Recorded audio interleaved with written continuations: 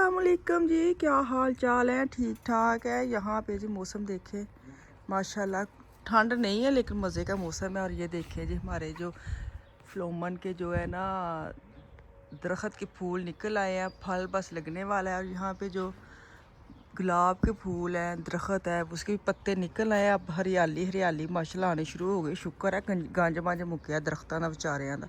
अच्छा जी, मैं 4 दिन से जा रही थी पार्सल लेने, तो आज पार्सल मिला है और वो भी मेरे मियाँ को, और मुझे देने आ रहे हैं कि ले लो। मैं फिर काम पे जाऊँ, मैंने कहा चल शुक्र है मिल गया, क्योंकि नेक्स्ट दिनों में हमने घर नहीं होना तो पार्सल वापस ही ना चला जाए। पार्सल ले लूँ इनसे। हाँ जी,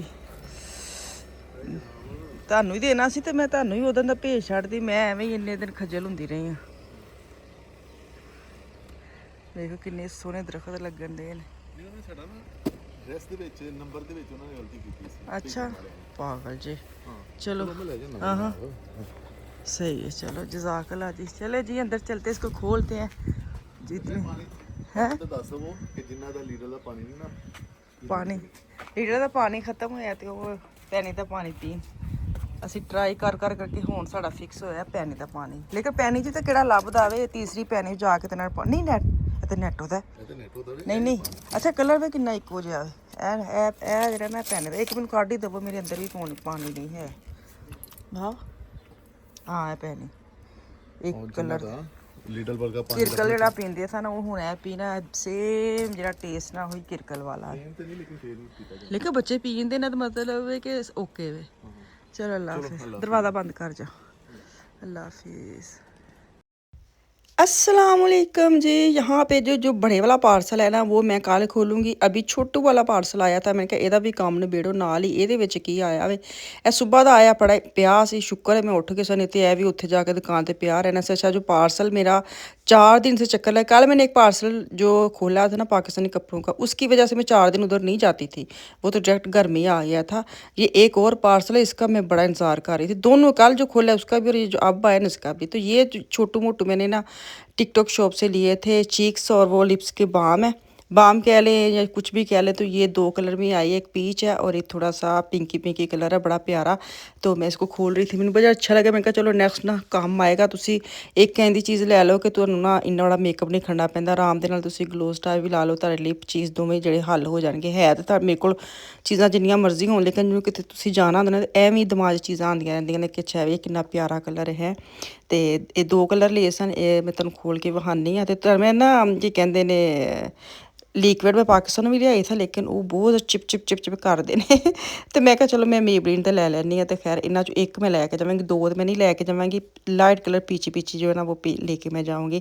तो बस वो मैंने खोल लिया और बड़े वाला मैं कल इंशाल्लाह आपके साथ खोलूँगी। अच्छा कल जो पार्सल मैंने खोला था ना पाकिस्तानी कपड़ों का, उसके मुझे ना मैंने यही बोला कि अनस्टिच मिलते हैं, लेकिन मुझे पता चला कि वहाँ पर स्टिच भी मिलते हैं। जैसे वेडिंग के सीज़न के, गर्मी के, विंटर के, जो भी आपने लेना है वो दोनों ऑप्शन है। आपने वो प्रेट भी ले सकते हैं और अगर आपने स्टिच करवाना है तो वो भी हैं। तो ये मुझे बड़ा अच्छा लगा। मुझे तो सिर्फ वही है जो अनस्टिच हैं, लेकिन प्रेट भी हैं। जैसे वेडिंग का अगर सीज़न शुरू हो रहा है ना वो भी आपको मिल जाएंगे। तो यहाँ पे मैं घर की सफाई वगैरह सारी सुथराई की है, कपड़े शपड़े धोए हैं, वो मैं स्टैंड पर डालने के साथ मैं मौसम का ज़्यादा लैन जिससे कि स्टैंड बाहर रखा कि स्टैंड में अंदर लेके जावा, क्योंकि मैं ना अब कपड़ों का सारा मैंने काम ख़त्म करके जाना चाहती हूँ। क्योंकि जो तुसी वापस की तो हो के आते हो ना वो टेर कपड़े होए होंगे। तो माशाल्लाह मेरा एंड वाला परागा जा रहा है माशाल्लाह, शुक्र अल्हम्दुलिल्लाह। मेरे तकरीबन करके काम सफाई सुथराई हो जानी हो गई है। असी तो किते जाना होंदा है ना, यकीन करो पहले ही थक जाना है काम कर करके बंदा पूछे पिछों किसी ने आके साढ़े घर च रहना आवे। लेकिन एड्डी आदत अजीब जी है ना, असी इन्ना थक जाने। मेरे बच्चे भी मैनू मतलब इस चीज़ तो मना करते हैं कि कूने खुदरियां तो भी मैं वो साफ करके जाना होंदा। जिंज बंदा मेरे घर च कोई शादी आंदे ही तो वो स्टार्ट हो जानी है तो मेरे को टाइम नहीं मिलना है, हद नहीं मुक्की वैसे। तो खैर कोई नहीं, अगू रेस्ट ही करना है इंशाल्लाह ताला। मैंने घर की सफाई सुथराई बर्तन शर्तन सारे धो लिए हैं। तो आज मैं खाना बना रही थी, आफिया ने बोला था पुलाव, लेकिन पुलाव मैंने छोड़ दिया। और अब्बा जी ने बोला था चिकन का आलू गोश्त। यकीन करो एक बंदा पकाने वाला है तो माशाल्लाह डिमांडा वेखो हैं। मैंने आफिया का चिकन पुलाव कल पे मैंने डाल दिया है, और क्योंकि आफिया कड़ी और चावल भी खा लेते, मैंने कहा चलो कड़ी बनाई है उसके साथ वाइट चावल बनाऊंगी। तो अब्बा जी की अज फरमैश पूरी कर देने हैं। नहीं तो अब्बा जी का इतराज़ रहता बच्चों की, भैया तुम अपनी ख्वाहिशां खत्म कर लेना। ख्वाहिशां की नहीं, आलू गोश्त चिकन का नहीं तू बनाती, ਹੱਦ ਮੁੱਕੀ ਪਈ। ਮੈਂ ਕਿਹਾ ਬੰਦਾ ਪੁੱਛੇ ਹੈਂ ਖਵਾਇਸ਼ ਕੀ ਆਲੂ ਚਿਕਨ ਦਾ ਆਲੂ ਗੋਸ਼ਤ ਬਣਾ ਕੇ ਦੇ, ਤੂੰ ਬੱਚਿਆਂ ਦਾ ਬਣਾਉਂਦੀ ਨਹੀਂ, ਮੇਰਾ ਨਹੀਂ ਬਣਾਉਂਦੀ।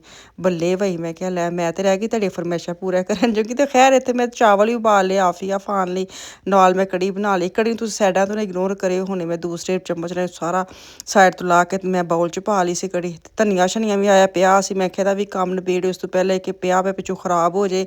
ਇਹਨੂੰ ਮੈਂ ਹੁਣ ਸਾਫ਼ ਸੁਥਰਾ ਕਰ ਲਿਆ। ਮੈਂ ਕੱਲ 2-2.5 ਘੰਟੇ ਕਿਚਨ 'ਚ ਖੜੀ ਹਾਂ ਹੈ। ਸਬਜ਼ੀਆਂ ਵੀ ਆਈਆਂ ਸਨ, ਮੈਨੂੰ ਨਹੀਂ ਸਮਝ ਆਉਂਦੀ ਮੇਰੇ ਮੀਆਂ ਨੇ ਕਿਉਂ ਸਬਜ਼ੀਆਂ ਚੁੱਕ ਲਿਆਂਦੀਆਂ ਨੇ, ਜਦੋਂ ਅਸੀਂ ਘਰ ਰਹਿਣਾ ਨਹੀਂ ਆ ਕੇ ਸਬਜ਼ੀਆਂ ਲੈ ਲਾਂਗੇ। ਕੰਮ ਹੀ ਮੇਰਾ ਵਧਾਉਣਾ ਹੈ ਨਾ, ਜਿੰਨਾ ਵਧਾਉਣਾ। ਤੇ ਮੈਂ ਖੈਰ ਧਨੀਆ ਸ਼ਨੀਆ ਕੱਟ ਲਿਆ, ਭਿੰਡੀਆਂ ਕਰੇਲੇ ਹਜੇ ਮੈਂ ਠਹਿਰ ਕੇ ਕੱਟਾਂਗੀ। ਮੈਂ ਕਿਹਾ ਇਹਨੂੰ ਜ਼ਰਾ ਸੁਕਾ ਕੇ ਧਨੀਏ ਨੂੰ ਇਹਨੂੰ ਫਰੀਜ਼ ਕਰ ਲਿਆ, ਕੰਮ ਨਿਬੇੜਾਂ। ਤਾਂ ਮਾਸ਼ਾਅੱਲਾ ਬਸ ਕੰਮ ਤੇ ਮਾਸ਼ਾਅੱਲਾ ਖ਼ਤਮ ਹੋਣ ਦਾ ਨਾਮ ਹੀ ਨਹੀਂ ਲੈਂਦੇ।